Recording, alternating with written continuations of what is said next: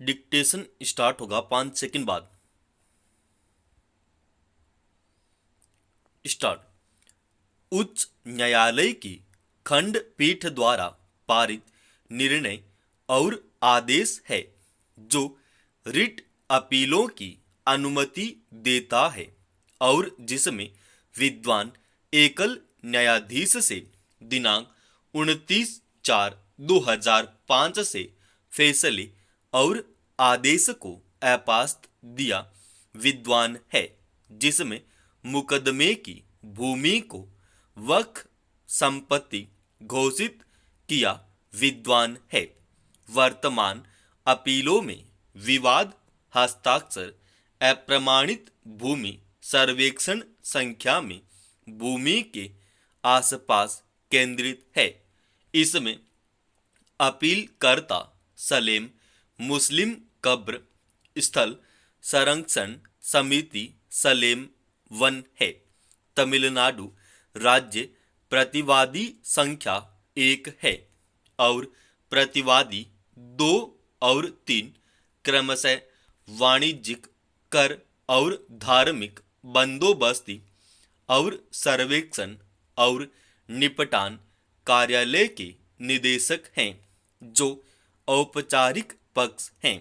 प्रतिवादी 4 द्वारा 23 तक दावेदार हैं, जिन्होंने आरोप लगाया कि वे मुकदमा भूमि पर रह रहे हैं और प्राचीन काल द्वारा इसके निवासी हैं, जिन्होंने अपने पूर्ववर्तियों के माध्यम द्वारा इस पर अधिकार हासिल किए हैं।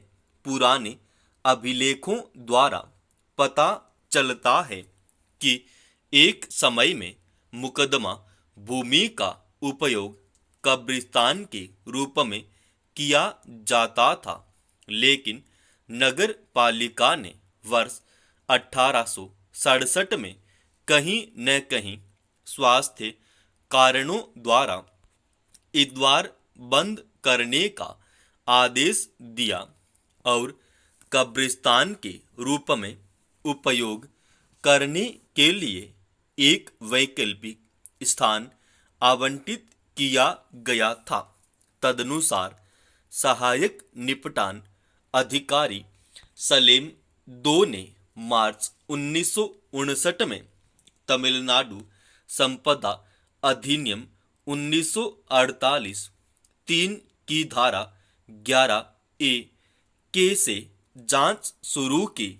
उत्पादन अधिनियम 1948 की उपरोक्त धारा 11 में प्रावधान किया गया है कि किसी संपत्ति में प्रत्येक रैयत अधिसूचित तिथि खंड रैयतवाड़ी भूमि के संबंध में रैयतवाड़ी पट्टा का हकदार होगा, जिसका अर्थ है मद्रास संपत्ति भूमि अधिनियम 1908 के अनुसार निजी भूमि के अलावा किसी अन्य संपत्ति में खेती योग्य भूमि जिसमें कुछ प्रकार की भूमि शामिल नहीं है, जयखंड की ग्राम स्थल और जो ग्रामीणों के सामान्य उपयोग के लिए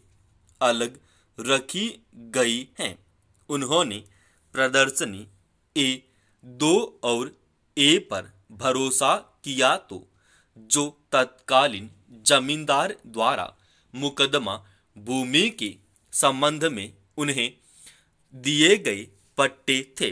उपरोक्त कार्य और पट्टों के आधार पर उन्होंने कार्य की तिथि से ही खुद को मुकदमा भूमि के कब्जे में होने का दावा किया और तर्क दिया कि मुसलमानों ने कभी भी उक्त भूमि पर अपने शव को नहीं दफनाया है। इसके साथ ही चेट्टियार का दावा है कि उन्होंने वर्ष 1954 में रुपए 5,000 समय के लिए रामास्वामी पिल्लई, माणिक्कम पिल्लई, सुभु पंडाराम और वासुदेव चेट्टियार से मुकदमा भूमि का कुछ हिस्सा खरीदा था। उन्होंने विभिन्न पक्षों के पक्ष में मुकदमा भूमि के संबंध में उनके द्वारा निष्पादित बंधक विलेखों के आधार पर अपने दावे पर जोर दिया। दूसरे दावेदार गोविंदा पिल्लई ने अपने पूर्ववर्तियों के हक के आधार पर मुकदमा भूमि पर अपना पहला दावा किया, जैसा कि उनके पिता ने उन्हें बताया था, जबकि अपीलकर्ता समिति ने जोर देकर कहा कि यह एक कब्रिस्तान है और इसे किसी भी निजी व्यक्ति के साथ नहीं निपटाया जा सकता है।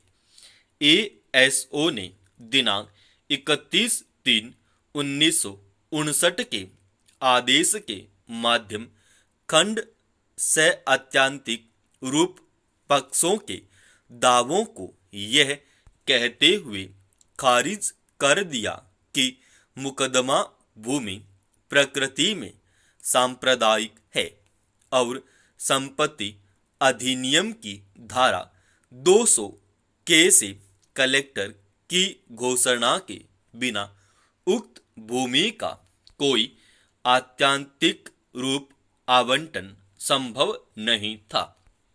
अधिकारी के आदेशों को उपरोक्त दो दावेदार प्रतिवादी द्वारा सर्वेक्षण और निपटान निदेशक के समक्ष संशोधन के माध्यम खंड लिया गया था, लेकिन उन संशोधनों को भी 31/1/1960 पर खारिज कर दिया गया।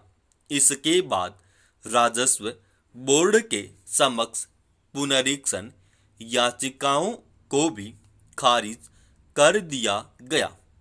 एएसओ निपटान अधिकारी, सर्वेक्षण और निपटान निदेशक और राजस्व बोर्ड खंड 13 रिट अदालत ने एक सामान्य निर्णय और दिनांक 1 के आदेश के माध्यम से सभी याचिकाओं को खारिज कर दिया, जिसमें कहा गया था कि एक बार कब्रिस्तान होने के बाद भूमि का स्वरूप मात्र इस कारण से नहीं बदलेगा कि इसका उपयोग 1900 से दफनाने के उद्देश्यों के लिए नहीं किया गया था।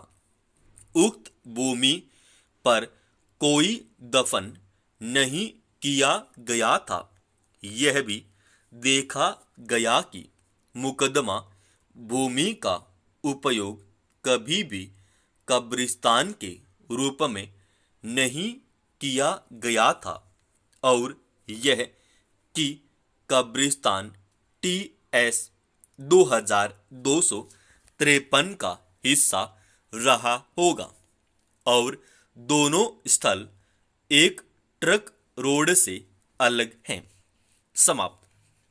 दोस्तों, इस डिक्टेशन का PDF फाइल अपने Telegram channel study with HP Swami पर डाल रखा है।